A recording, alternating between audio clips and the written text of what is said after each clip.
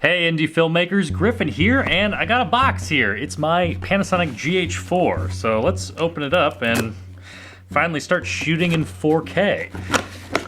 Find out if this camera was really worth getting.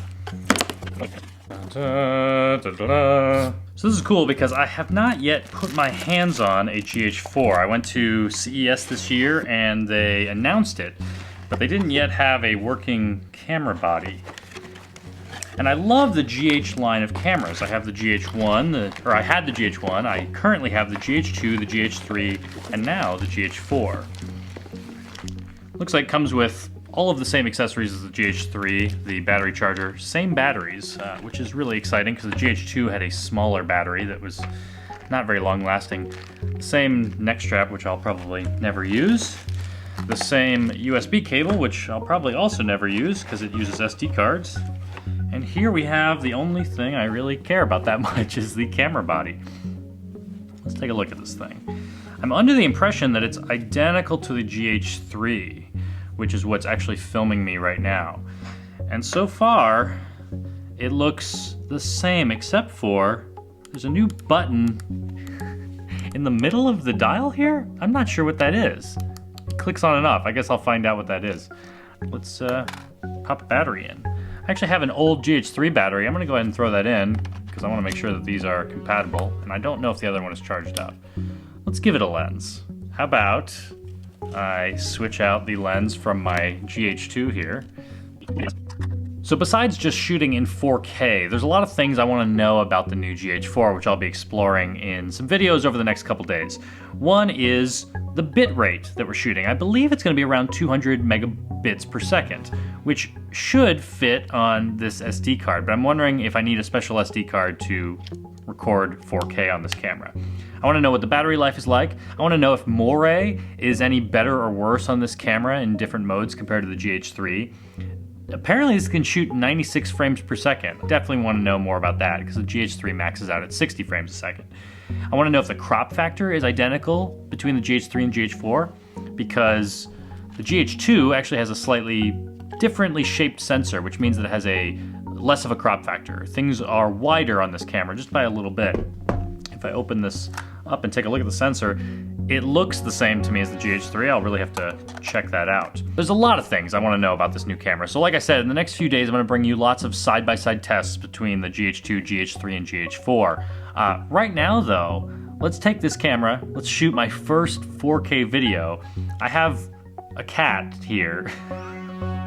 We're babysitting a cat. Her name is Loon.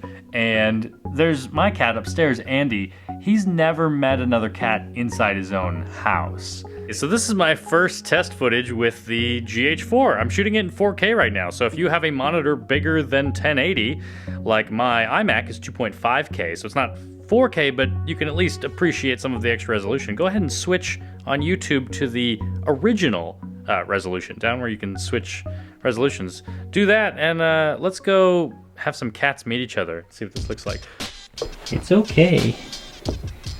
Let's go meet this cat. Uh-oh, this is gonna be crazy. Loon, are you okay? Andy, are you okay? Let's bump up the ISO here. To 800? 1600? You're in 4K right now. We can see everything. All of your furs. He's like, I'm just chilling. Just wandering around. And you're gonna go under the couch? That can't be the most defensively strategic position.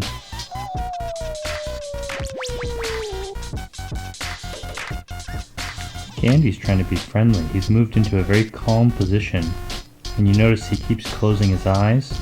I'm willing to close my eyes and be vulnerable over here. But maybe he's trying to calm her down. Uh-oh. Yeah. Ooh, it's from lensrentals.com. So what I have here is I have two lenses that I rented for a comparison video I want to make with the GH4. Just to level the playing field, I want to make sure that my GH3 and GH4 are shooting on the same glass. That's the same lens that I'm actually shooting with right now. I've rented a second Panasonic 12 to 35 millimeter f2.8. I love this lens. I shot my whole documentary on it on the GH3. I'd love to do some side-by-side tests. And I figured as long as I was renting gear, I might as well pick up this. I didn't realize this lens was so small. This is the Voigtlander 25mm f 0.95. I can't wait to check this out. This is kind of a famous lens when it comes to micro four thirds and using stuff on the Panasonic GH cameras. So I'd love to test this out and finally find out if I really should get one of these. They're expensive though, $1,000.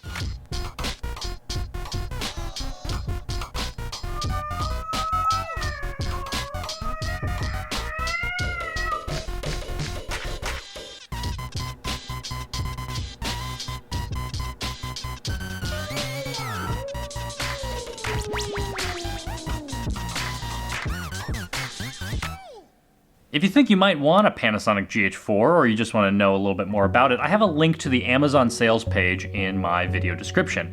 One of the cool things about this is that I actually get a referral fee when people buy stuff on Amazon if I send them there. So if you want to support the kinds of things I'm doing on this channel, one great way to do it is just to click on that link. Even if you're not planning on buying the GH4, just clicking that link can help me out. I am doing a live show. It's been a while since I've done a live show this Wednesday with Russell Hasenauer, my good friend from Indie Mogul. So if you want to see me and him talk about our new GH4s, because he's getting one too, join us this Wednesday at 6 p.m. New York time, right here on the channel. And we'll do an hour-long Q&A, just like we did in the old days on Indie Mogul. So I will see you then.